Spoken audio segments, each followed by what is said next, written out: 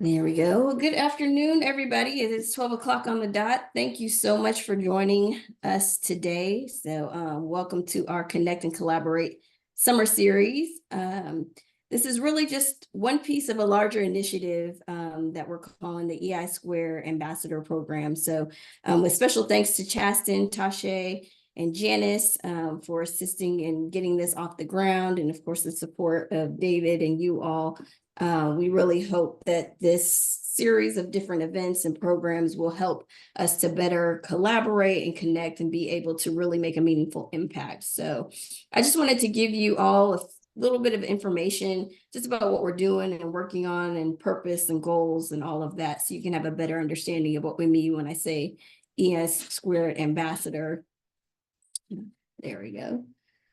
So what the program purpose is really just to find a unique and a lasting way to connect with the Georgia Tech community and Georgia as a whole as we work inside of it. Showcase what it is that we really do here at EI Square and why we do it so and how we do it so well. Provide an environment where we can engage with one another and just be on a more consistent basis. So in addition to this summer series, we will invite other departments outside of EI Square to come and meet with us and various reps from our internal team. So some of you may have participated in the one that we did in earlier spring with the strategic consulting group. Some of you may have gotten pings from myself or Chasten or Tasha about any future upcoming events, but we want to be able to showcase our projects and initiatives with hopes of finding ways to connect and collaborate with the broader Georgia Tech community as well, and not be that best kept secret. We really want to follow this theme of telling our story. So that's really the purpose of this ambassador program. So again, this summer series is just this first start of that. And the purpose of this series is a way to show each department. It's really to answer the question, now, what is it that you do again? What does your department do again? I know we get that question a lot, especially when we're together. It's what is your department really focusing in on? So this is what the goal of these summer series presentations is to find ways to collaborate, to share information and resources, to really get a better understanding of what each team does, their specific programs and focus areas. And as you see these presentations, I hope that you can really point out something and say, hey, we're working on a similar initiative, or we've done something in the past. Let me connect these people together so they have an additional resource, or I would like to be a part of what program you have going on to make sure that it's meaningful and increase our impact. After this series, each one we will send you out a survey. So we ask that you please do provide your feedback regarding the presentation, the series in itself, to see if it's meaningful. And we really want to follow up and make this not just a one-time thing. We want to for you to take this information back to your team, and we can find ways to continue to collaborate on an internal level here. And so just a little bit information for the next time. So next up, save the date. So Georgia NBDA will be doing their summer series on July 24th. So we ask that you just save the date. More communications will come out regarding that. And we just hope that you all can be a part of it. And so without further ado, I'm actually going to turn this over to our presenter for today, and that is going to be Paul Schlemper. He is with the Safety, Health, and Environmental Services, my group, SHES, aka SHES. And so we just want to give them the floor in order to provide the information. So thank you, Paul. Thank you, Angenique. As I begin the presentation, I'm going to go ahead and get set up.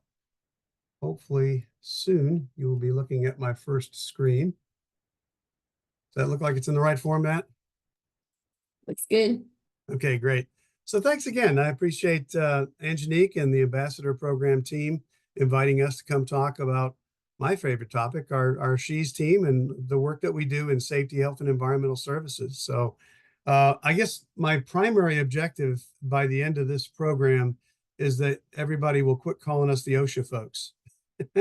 That's what everybody in the past, that's what we're known as. Oh yeah, that's the OSHA group. Hopefully you'll see us as a little bit more at the end of this program than just those folks that deal with OSHA. But I was asked to talk for about 15, 20 minutes or so on some of our programs. I'm going to turn part of the program over to our intern, Stephanie Galicia. She's going to share some of her experiences with the She's Group, but just spend a little time going over some of our programs. Most of you probably know me, but just as a quick introduction to my background, I've been here at Georgia Tech since 1989. I actually left in 2000 to go work for Georgia Pacific Corporation. Got caught up in a little downsizing over there. And thankfully, Georgia Tech would take me back after a couple of years there. So this is my second tour of duty at Georgia Tech, and couldn't be happier doing the work that we do. I actually attended Georgia Tech back in the 80s, got out in 84, stayed in for my master's in 85. I'm originally from the New England area, but I've been living in Georgia my life. But like most New Englanders, I'm a crazy sports fan. So anything Boston or Atlanta sports is going to get my attention. And of course, Georgia Tech sports. I rarely miss a home football game. So that's kind of me in a nutshell, other than my 7 grandchildren. So very happy to be here with you guys. And again, talk about really my favorite thing to talk about. And the favorite part of my job is talking about our team and the work that we do. So getting into the presentation, if you want to know the secret to the She's Group, here it is right here on this slide. This picture was taken, I think, about 3 years ago at the meeting down at Callaway. And we were going to have Hawaiian shirt day for the last working day. It's kind of in a nutshell, the She's Group. We get along great together. We have each other's backs. We like to have fun, but we're very, very serious and passionate about the work that we do. And it's just a fantastic group of folks. This is just about everybody. I think we're missing 1 or 2. But, it's just a wonderful team. And I think, just kind of looking at us from a high level, we really do consider the work that we do very, very important. I mean, we save lives. Trying to work with companies and just workers with safety and health issues, putting on courses for these folks, we really do save lives. And sometimes it's hard, you don't see that every day. It's really why we're so passionate about the work that we do, because it is very, very important. But I'm going to talk a little bit about some of our programs. And, some of you may be familiar with some of these, and maybe others you're not. But I'm going to start with the consultation program, because that really is the cornerstone of the group. So we provide free and confidential assistance to small to medium companies in Georgia. Folks can call us up and have us out to their facility. We can help them virtually via Zoom or Teams, at least with some of their administrative programs in their safety and health management system. But eventually we'd like to get out to their site and do a walkthrough or do some IH monitoring or something like that. But this is a program that's been going on since about 1978. And we help, again, small to medium businesses in Georgia with a variety of safety and health things. So a couple of highlights on this slide. First of all, it is free because the funding comes through OSHA, and the service is confidential. So you may have heard us say before, we have to kind of be careful who we share information about, the companies that we're assisting on consultation. That's because of that confidentiality requirement. So certainly if anybody in MEP, a company that they know wants our consultation, the confidentiality is kind of already out there. But we just have to be careful about sharing that information outside of the group. But the one thing about the consultation program too is that the companies are required to correct serious hazards. So it's not just we go out there and tell them a few things and leave and hope they get things right. We follow up with them, and we make sure that they correct any serious hazards that we identify, because ultimately that's what we're trying to do for all those workers out there. So a few more highlights of the consultation program. As I said, we've been doing this this is our 46th year of consultation. You see some of the numbers of how many folks we assist every year on site, over 300 on site, 178 compliance assistance type visits. I want to talk briefly about the SHARP program. The SHARP program is part of consultation, but it's really for the best of the best. So if any of you know some really good small to medium companies out there, or maybe they're not so good yet, but they're trying to be good, please direct them to us because we're always looking for good candidates in SHARP. The SHARP program is a recognition program for those companies that go above and beyond just a minimal OSHA compliance type things. So we're always right now. I think we only have about 6 or so SHARP companies in the state of Georgia. We'd love to see that grow, to 12, 20.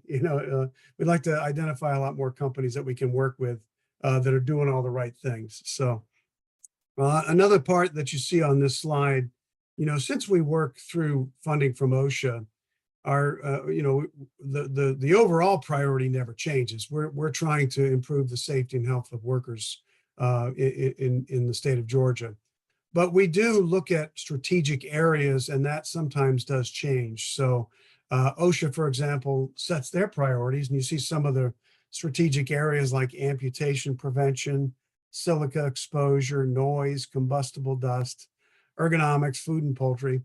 Sometimes OSHA adjusts their priorities and their strategic areas. And so sometimes we will adjust our strategic areas as well. So, and it's very possible that our strategic areas might line up very well with other groups in MEP or other groups. So, certainly it's a good idea for us to continue to communicate and make sure we line those up and we're working together to serve those strategic populations. So another major program of ours is the OSHA Training Institute Education Center. Another area that I'm very, very proud to work in. Back in 1992, well, let me say this, before 1992, if you wanted to go to an OSHA course, you had to go to OSHA. Those were the only folks that were doing courses. They have an OSHA Training Institute up just outside of Chicago. And before 92, if you wanted to go to a course, you had to go to Chicago. In 92, OSHA realized that they needed to expand. They needed help, doing these courses. So Georgia Tech was one of the first 4 education centers in the country. Back in 92, OSHA selected us as one of the pilots, and we've been cornerstone program ever since. So even though we're Georgia Tech, we offer OSHA curriculum. And you see some of the staggering numbers on this slide. We have a bunch of different courses in a bunch of different areas. We teach many, many students every year. A highlight of this program is the Train the Trainer Outreach Program. And folks come to us to become authorized outreach trainers, and then they go out and they do 10 and 30-hour courses for their audiences. So this is a program that we've been running for quite some time. This is a non-funded program. So we don't receive any money from OSHA, but we charge our students for attending the courses through the professional education program, and that's how we fund that program. Professional Masters in Occupational Safety and Health. I guess we're going on our about to start our 8th year of doing this program. So, I mean, for years, I told you I've been at Georgia Tech for a while. We got tired of everybody asking us, why don't you have an academic program? Why don't you have an academic program at Georgia Tech? And so, through the hard work of a lot of folks, including Dr. Myrtle Turner, who's since retired, we created the PMOSH program. And so this is a master's program in occupational safety and health. As you can see, it's a 2-year program, primarily off-site. It's primarily virtual classrooms, videos, office hours, things of that nature. I think there are 3 different trips required on campus visits. But other than that, you can attend this PMOSH program anywhere in the world. I've got a student right now that's somewhere over in Finland. So, you can attend this from virtually anywhere in the PMOSH program, but it's a fantastic program. I think it's made up of 10 different courses, a variety of different topics. And it culminates with a capstone project. where the students work in teams on a major project to finish up the program. So that's PMOSH. Here you see more detail on the actual course topic areas of PMOSH. So we start with fundamentals, then standards, technology implementation, communication, business, and then as I mentioned, the capstone project. So another big program we have is the Georgia Environmental Compliance Assistance Program. And you may see the name of the coordinator down the bottom right corner, Paige Rohrig. By the way, today is Paige's 22-year anniversary, Georgia Tech. So shout out to Paige. Paige is fantastic. And in addition to being the GCAP coordinator, she heads up our safety effort, leads the safety effort for our team. So but the GCAP program is a program that we run in partnership with GTRI, and it's geared towards the environmental side of things. So assisting companies in Georgia with just a variety of different environmental topics. You see all the focus areas on the left-hand side of this screen. This program, again, we offer free confidential assistance to companies in environmental areas. This one does not have the the serious hazard obligation like the consultation program. But obviously we work with companies and try to help them. So we, over the years, we have been fortunate enough, and I think the good that the folks on our team provide has put us in a position to get several Harwood projects from OSHA. So I'm trying to remember all the different topics that we've covered in Harwoods over the last 15, 20 years. I mean, anything from, from pandemic to silica to combustible dust to ergonomics to machine guarding to lockout, tagout, the list goes on and on and on. So we've been fortunate enough to have a Harwood project just about every year. The one that we're currently working on deals with protecting workers from temperature extremes. So obviously a stronger emphasis on heat stress prevention in where we tend to work, but we do hit upon cold stress as well. So with our Harwood program right now, and this will be going on till the end of September, we're doing training all over the country. You see some of the states there that we've already visited. We've got something set up in the Virgin Islands, and we're doing some other training. So we work with a lot of other either MEP centers or consultation programs to set these up. And they provide an audience, we'll provide the training. So you see some of the numbers of students trained and sessions that we've done. But these are either half-day or 1-hour training sessions on temperature extremes and prevention techniques. All right, that's just a real quick overview of the SHES group and some of the things that we're involved in. First of all, before I turn the program over to our intern, Stephanie, I want to give a quick shout out to Crystal Richardson. I don't know if she's on or not, but the E6 intern program has been fantastic for us. This is the first time that I know of we've been involved in it, and our intern has been with us now for almost 2 months. So I guess, believe it or not, time flies. I think she's about halfway through her time with us, which is a little bit sad. But we've really enjoyed working with her, and I'll tell you, her enthusiasm is very contagious. So at this point, I think Stephanie is on. Stephanie, if you can unmute yourself and tell us a little bit about your experiences with SHES. Yes, of course. Can everyone see me? I turned my camera on, so okay, that's good. I would try not to keep you guys because I could ramble forever about my experience here. So as Paul mentioned, I am their SHES intern. A little background about me. I am a Master of Business Administration student, as well as a Master of Public Administration student at Kennesaw State University. I will be entering my second semester, so we'll see how that goes. And yeah, basically, as Paul mentioned, I am their intern. What really interests me about the SHES team is, as he mentioned, they are saving lives each and every day. I have a ton of people in my family as well as friends who work in these industries. My mom has been working at a manufacturing factory company for about I'm 23, so more years than that. She's been there forever.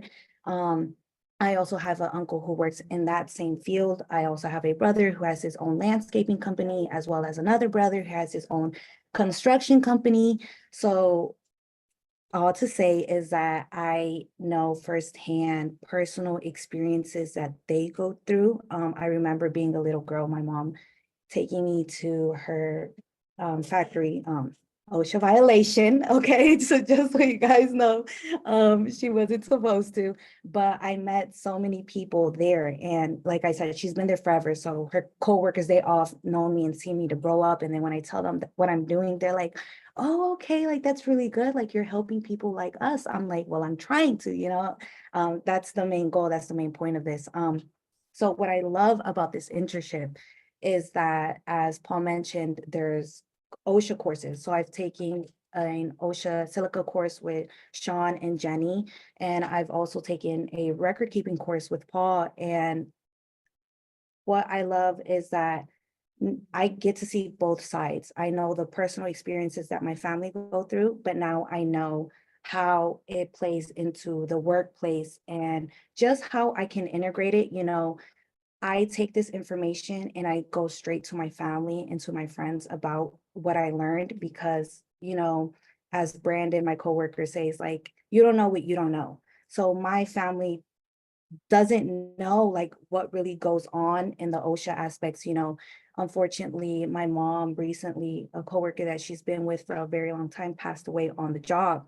And it's a whole ordeal. Like they're getting a lawsuit, as they should, because that company does not take care of their workers.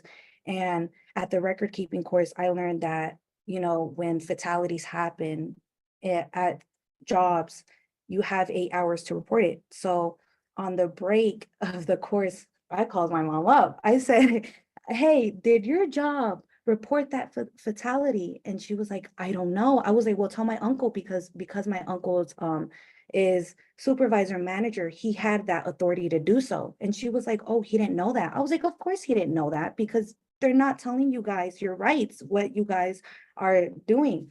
So just learning about that, about how really that fatality could have been prevented, and just so much more fatalities. And that's what I love about the She's, is that they really are there to save lives and just let people know what they don't know and just protect them and let them know, like, no, you are a person, and that's what I really admire about this job, is that my team is really taking care of people. And also me personally, I couldn't see myself working in those conditions. So the least thing that we could do is really take care of these people, see them as people. At the end of the day, this is someone's child, son, daughter, mom, dad. So I'm rambling. So about that, yeah. So that's what I love about this course. Also, I took a heat course with Rachel and Paul at Carrollton. And like I said, that information does not only apply to workplaces. Heat stress can affect all of us, whether we're outside with, our friends, whether we're swimming, whatever it may be, it can affect us. We can also get a heat stroke and also get heat rash. And I say this because my friend, she told me that she had something going on her chest and that it was very itchy. And I told her, oh, when did this pop up? And she said, oh, like ever since they opened the patio at my restaurant. And I said, oh, and I'm assuming you're sweating a lot. And she said, yes, I am. I'm always, it's unbearable, the heat. And I said, oh, that's a heat rash. And she was like, really? And I was like, yeah. And then she asked, well, how do I get rid of it? I'm like, oh, you use dry lotion. And I asked her today, how's that rash? She's like, Stephanie. And then I was like, see, so like, all that to say that you can take what you're learning and also helping a family, a friend out. So, that's what I love. My main thing is I want to help people. I didn't want to be a doctor. I didn't want to be a nurse, but through here, my team is actually like truly saving lives. And that's what I really admire about each and every one of them. I took a silica course, and Jenny mentioned how with silica, you develop silicosis, and how many people in LA in California are really going, through it, and how she wants to implement that here in Georgia and just help and save lives, because no doubt in my mind, a lot of people in Georgia are going through silicosis, which is an illness from silica, from inhaling it, and that goes to your lungs. And the only treatment from that is a lung transplant, which is so crazy to me. If we, transplants are not cheap.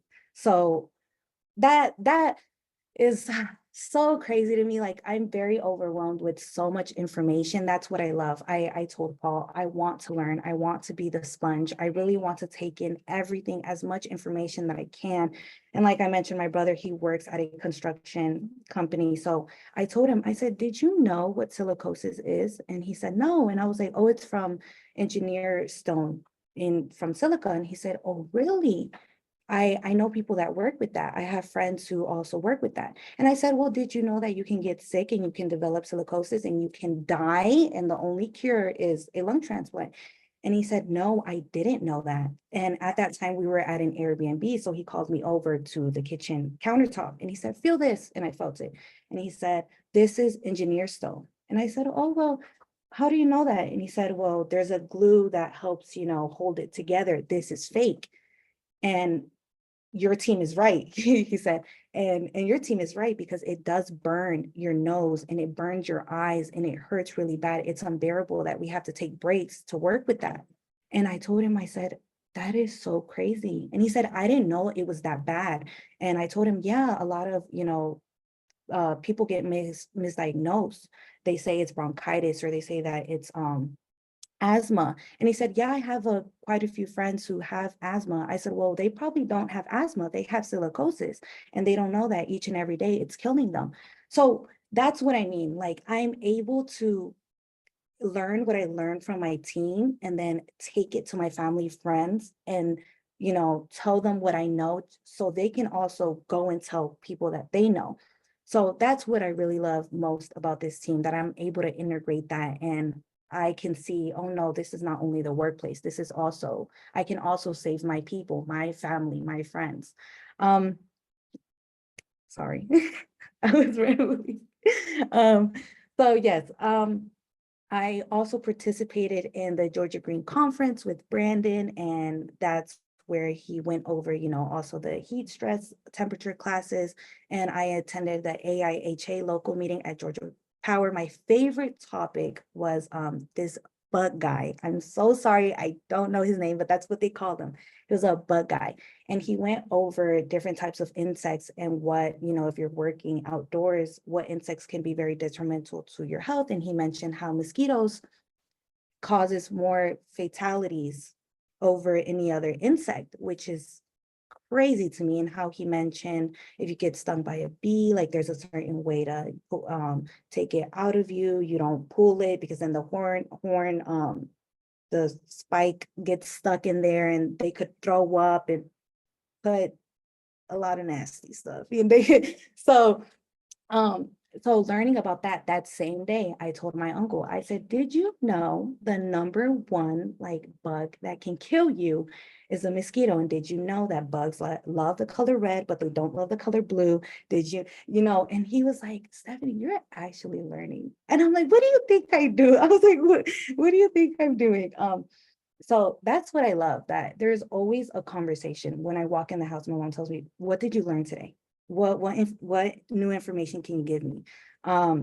So that's what I love. I've also learned that I'm doing violations myself at home, which is not good. I didn't know that using certain cables you couldn't use for your oven or your stove, which we are using.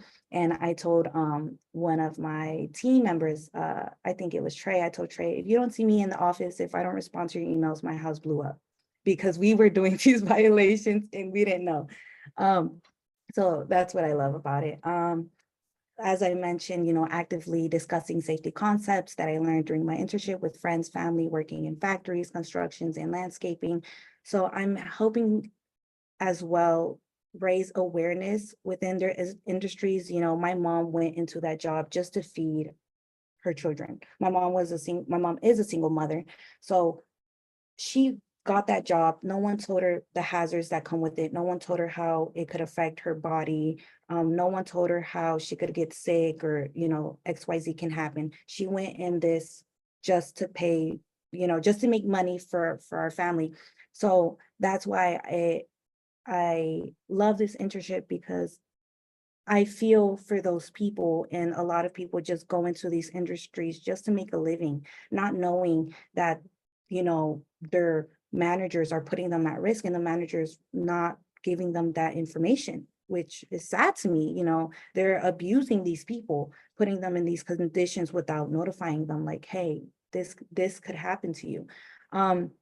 And also, this internship has fostered a heightening sense of observation, opening my eyes to the world of safety and health. I was telling the She's team that I became very judgmental. I go to a dental office and I'm like, oh no, that's not where the fire hydrant's supposed to be. Oh no, this cable is not safe. This is not good. So it made me very judgmental and just very observant. And my mom, she laughs all the time and she's like, Stephanie, I think you need to go do house visits. Go to your sister's house to make sure that she's good. Go to your mother's house to make sure that they're using the right things. That's pretty funny. And yeah, I'm witnessing, my team actively educate others, and it reaffirms the positive impact this field has on those who might not be aware of potential risks. Like I mentioned, you don't know what you don't know. Like, you really don't know how much hazards there is in our workplace and other people's workplaces. And that's, I keep saying the same thing, but that's what I love about my team. Like, they're really there to help people and just bring awareness, and they all love doing what they do. And I learn from them each and every day, whether it's through their course or through a site visit, or just having a conversation with them. I really see how knowledgeable, they're very knowledgeable. And I leave the office, I leave a meeting with more information, and that was my main goal, just wanting to learn each and every day and teaching my family. So that's what I love.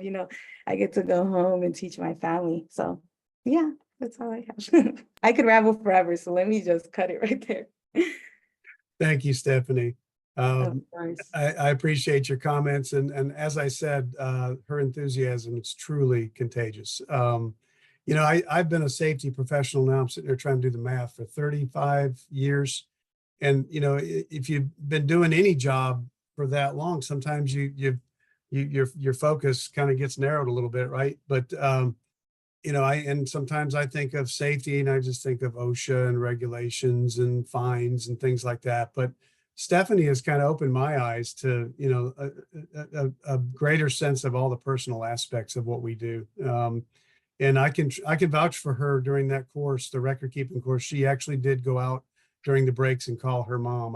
At first I was worried that maybe she didn't like the course and she just had to go have a phone conversation during the breaks. But then she told me afterwards, no, I was talking to my mom about all the things that we covered in the course. So I appreciate that. Thank you so much, Stephanie. We're Yes, certainly very glad to have you on the team, and thanks for covering that. Yes, thank you.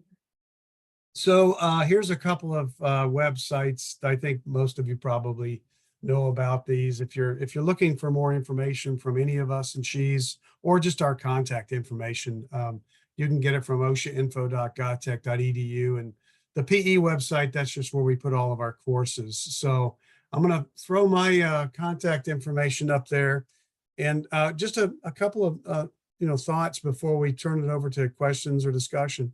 Our group is very high on collaboration. We really are. And I think sometimes people think that, because of the confidentiality requirements, those guys just want to stay to themselves. And that couldn't be further from the truth.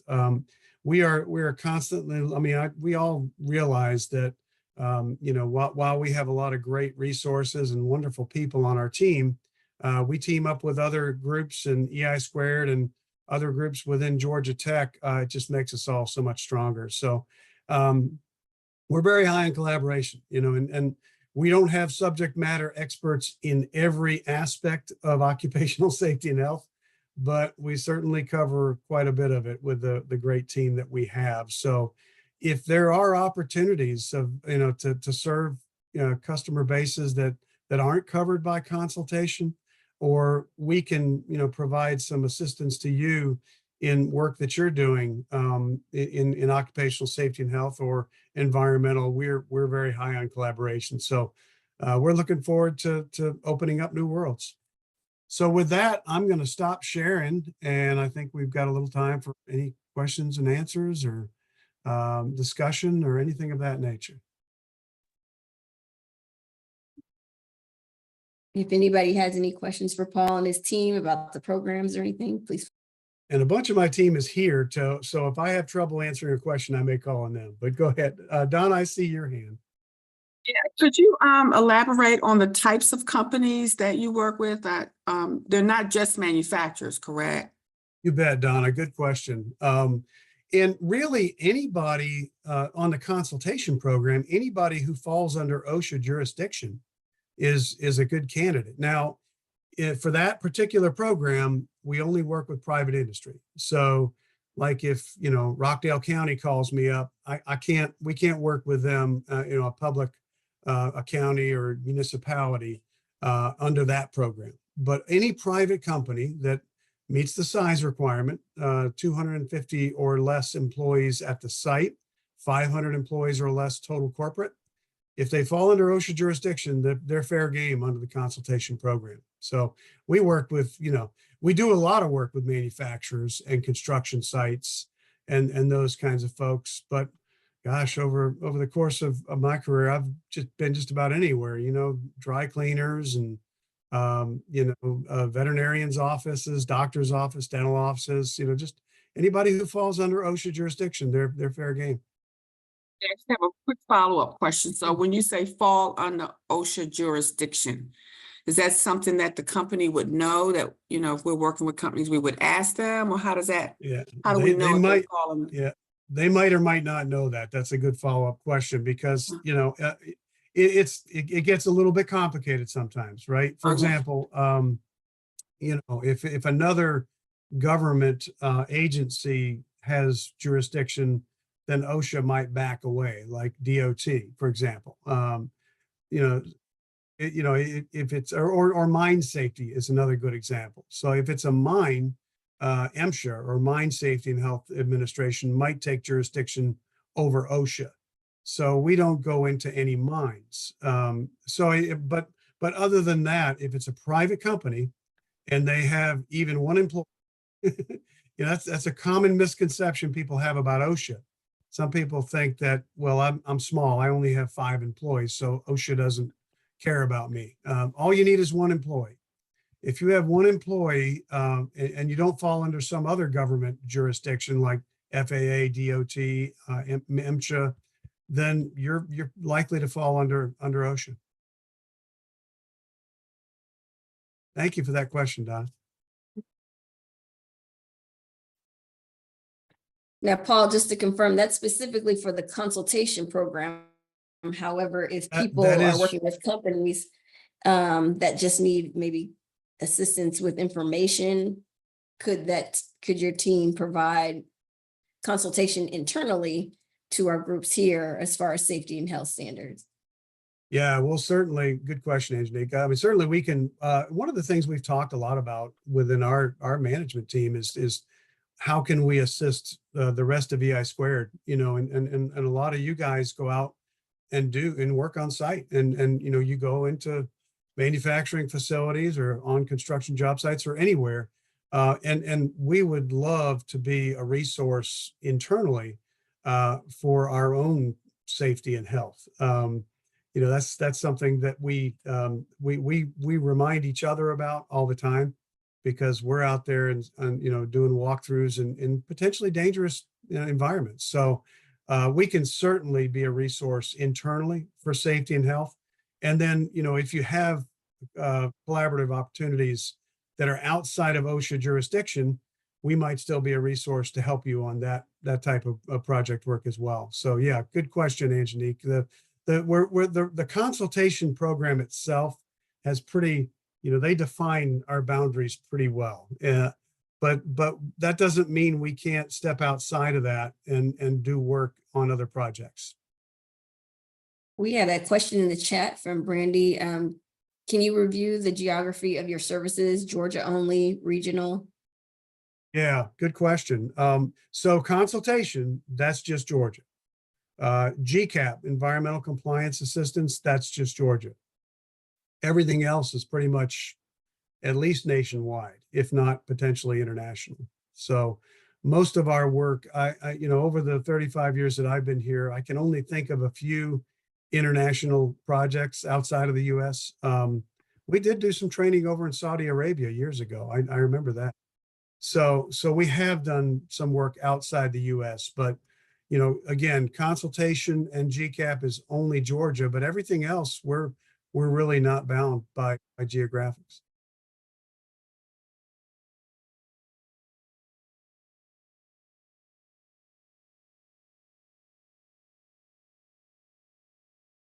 Anyone else? I don't see any more questions in the chat.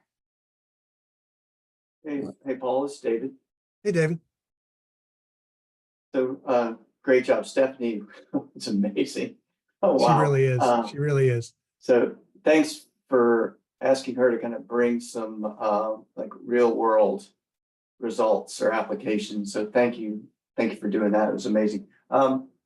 So we do talk a lot about wanting to kind of morph from an economic into a socioeconomic development organization. So if you could just maybe speak to a little bit of that from a SHE's perspective, because you kind of are at the intersection as several other programs are, but the health of the worker as opposed to the economic survivability of these firms could be helpful for me to at least hear your perspective. Yeah, and I see Jenny's here. I might see if she can unmute herself and talk a little bit about this too, if she doesn't mind. But yeah, I mean, obviously, we try to approach the work that we do from several different perspectives. I mean, obviously, since OSHA is our primary sponsor, and a lot of companies are interested in compliance, that's going to be one of the perspectives that we're going to focus on. But we're always going to want to focus on the worker, the employees, their safety and health. And when we're out doing our site work, it's an obligation. We owe it not only to the employer to identify any potential gaps in their compliance, but we owe it to the worker to identify anything that we can that might be a potential serious safety or health hazard that they have to work with. So, I mean, I think we look at it from several different perspectives, not just and we do look at the economic aspect of it. I mean, one of the great ways of selling safety and health is to tell the company, hey guys, this is the right way of doing business. It's going to save you money. It's going to make you more competitive. So we do show that aspect of it as well, but we try to be, to show all the different perspectives. And Jenny, you might have some things to add to that, I think, don't you?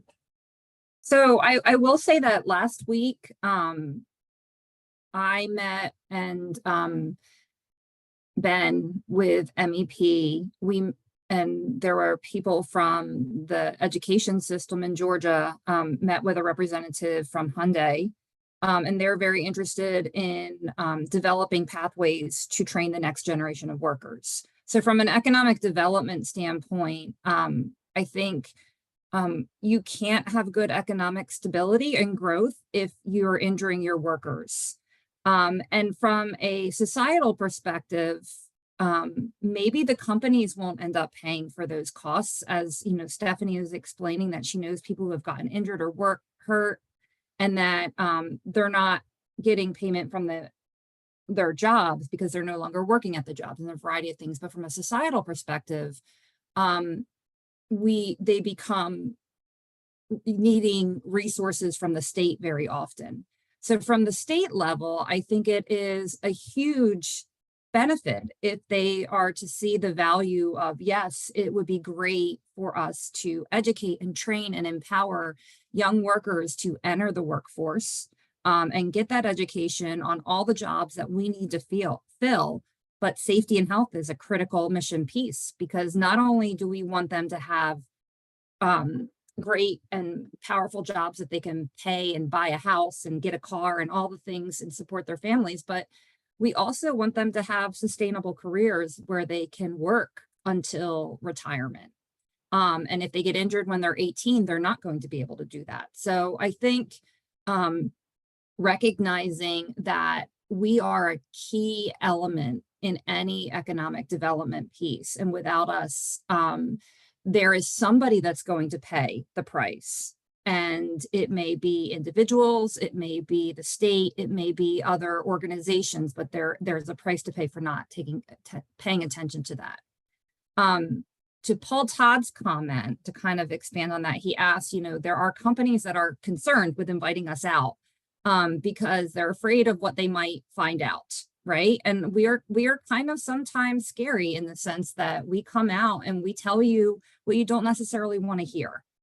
And I think, no offense, Paul, but y'all have the easier job because yours like this could cut off your arm and kill you immediately, where I'm like, this thing you can't see, taste, or smell may or may not kill you 30 years from now. So we are selling some things that people are doing a risk analysis of whether or not it's worth the investment.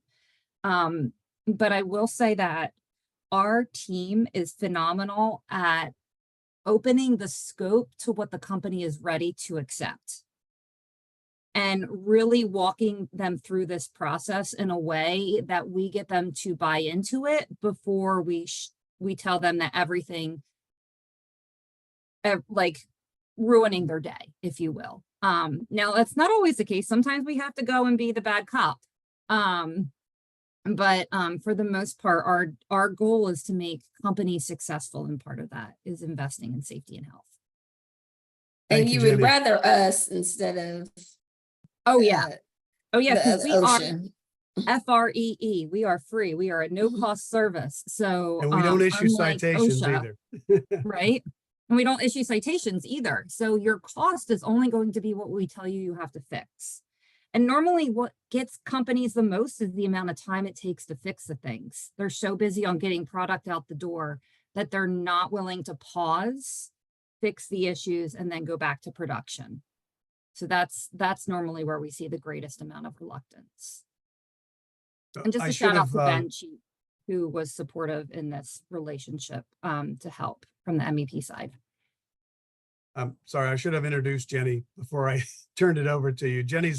She manages the health team for She's. So, and she's a recent PhD recipient, received her doctorate in public health from UGA. So thank you, Jenny. Thank you. And it was in public health policy. So I learned a lot about the economic investments of investing in health. So just kind of throwing that out there. Hey, Donna, Anjani. did you have something else? Yeah, I just do want to confirm how easy it is to collaborate with She's. When we received a ton of funding during the coronavirus through the CARES Act, and we had to stand up, training and webinars pretty fast, and sort of like build and fly at this, build it and fly it at the same time. And we worked really closely with your team, and they provided a lot of guidance to us on what we should offer to our audiences that had, that didn't really know anything about these really technical areas. So I would kind of encourage people who are dealing with companies to, look at She's as a way to bring, and even EI Square in general, as a way that we could bring this information to companies all across Georgia. Thank you, Donna. Yeah, that was a great project for us. as And you well, didn't from pay our me to say perspective. that. No, we did not, and we appreciate it.